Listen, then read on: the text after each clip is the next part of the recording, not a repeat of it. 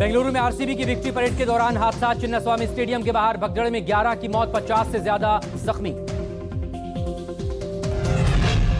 Chinnaswamy stadium के बाहर अचानक मची भगदड़ से अफरा तफरी, पुलिस स्थिति संभालने में दिखी नाकाम। जानकारी के मुताबिक चिन्नास्वामी स्टेडियम के बाहर पहुंची ज्यादा लोगों की भीड़। विजेता टीम के क्रिकेटर्स को देखने के लिए बेकाबू हुए फैंस। स्टेडियम में बेकाबू हुई भीड़ को देखकर घबराए लोग अपनी जान बचाने के लिए पेड़ों पर चढ़ने लगे। भगदड़ पर लोगों का पास खड़े वाहनों पर गुस्सा फूटा। बेकाबू भीड़ ने कई वाहनों को निशाना बनाया, दर्जनों गाड़ियां क्षतिग्रस्त। बेंगलुरु में चिन्नास्वामी स्टेडियम के बाहर मची भगदड़ के बावजूद नहीं थमा जीत का जश्न। स्टेडियम में नहीं रुकी आरसीबी की विक्ट्री परेड।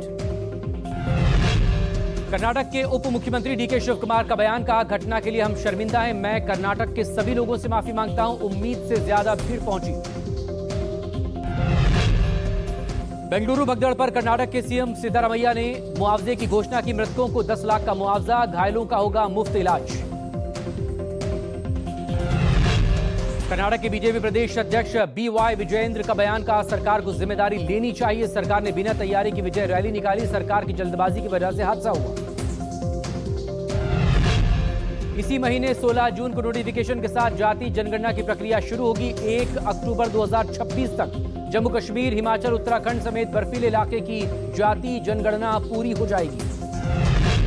बाकी हिस्से में जाति जनगणना 1 मार्च 2027 तक खत्म हो जाएगी। जाति जनगणना के आंकड़े सुविधा के मुताबिक धीरे धीरे प्रकाशित किए जाएंगे। सरकार ने मानसून सत्र का ऐलान किया। 21 जुलाई से 12 अगस्त तक चलेगा संसद का मानसून सेशन। केंद्रीय मंत्री किरण रिजिजू ने जानकारी दी।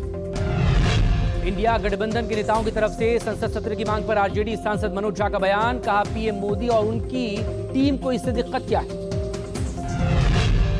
सीज फायर पर कांग्रेस का बीजेपी पर वार, कहा इतिहास में सरेंडर की राजनीति बीजेपी की है। ट्रंप के फोन पर मोदी सरकार ने सरेंडर कर दिया। डोनाल्ड ट्रंप ने 11 बार सीज फायर की बात कही। चंडीगढ़ में राहुल गांधी की मैराथन बैठकें। हरियाणा में संगठन को मजबूत करने के लिए वरिष्ठ नेताओं के साथ किया मंथन। केंद्रीय पर्यवेक्षकों के साथ भी चर्चा की। विपक्ष की ओर से ऑपरेशन सिंदूर और पहलगाम आतंकी हमले को लेकर लगातार की जा रही संसद के विशेष सत्र की मांग पर सरकार नियमों के तहत चर्चा करने को तैयार।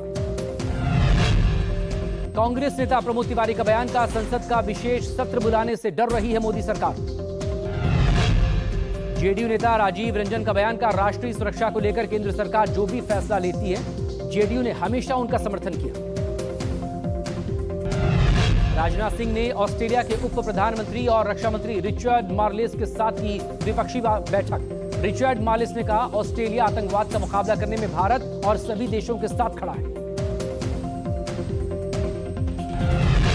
भारत के पूर्वोत्तर क्षेत्र में पिछले 5 दिनों से लगातार बारिश। अरुणाचल प्रदेश, असम, मणिपुर, मिजोरम समेत सभी राज्यों में बाढ़ ने विकराल रूप लिया।